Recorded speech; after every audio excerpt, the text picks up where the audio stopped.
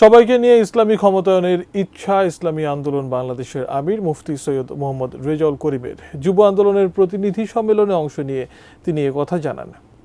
সাংগঠনিক পরিধি যতটুকু বিস্তৃত করতে সক্ষম। ইনস্টিটিউশন অব ডিপ্লোমা ইঞ্জিনিয়ার্স মিলনায়তনে শনিবার বিকেলে ইসলামী যুব আন্দোলন বাংলাদেশের প্রতিনিধি সম্মেলন।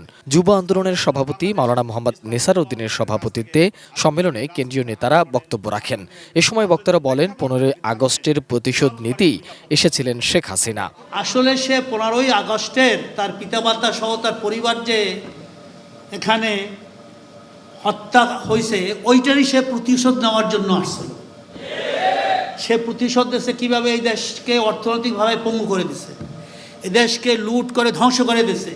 আগামী নির্বাচনের মাধ্যমে আমরা এদেশবাসীকে জানান দিতে চাই পীর সাহেব চরমনায়ের নেতৃত্ব আজকে কতটুকু বিস্তৃত হয়েছে।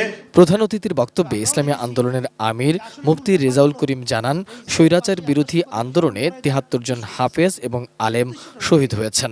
টাইলক্স, যার অ্যান্টিব্যাকটেরিয়াল এজেন্ট টয়লেটের কোনায় কোনায় পৌঁছে 99% জীবাণু ধ্বংস করে। টাইলক্স টয়লেট ক্লিনার, ক্লিন মানে টাইলক্স। যেখানে ইসলামী আন্দোলনে কত ছেলেরা, কত আবার ইমামরা, আমার ভাইরা, আলেমরা, হাফেজরা শাহাদত বরণ করলো, আর সেই ফসল আজকে ঘরে ওঠার পরে যারা এই সুযোগে আমাদের মাথায় নুন রেখে ভরই খাবে, তাদের ব্যাপারে আমাদের সতর্ক থাকতে হবে। ইসলামের নামের গাছটা কখনোই মজবুত হয় নাই এদের ব্যক্তি স্বার্থের জন্য, এমপির লোভে, মন্ত্রিত্বের লোভে, সম্পদের লোভে।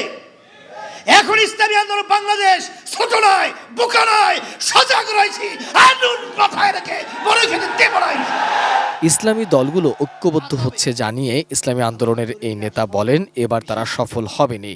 ইসলামী দলের সাথে যোগাযোগ রক্ষা করে চলছে, তাদের সাথে বৈঠক আমাদের ধারাবাহিক চলছে এবং আলহামদুলিল্লাহ সিগন্যালও ভালো। তোমরা দোয়া করতে থাকো, আল্লাহ যদি কবুল করে। মোহাম্মদ সোহাগ বিশ্বাস, এটিএন নিউজ, ঢাকা।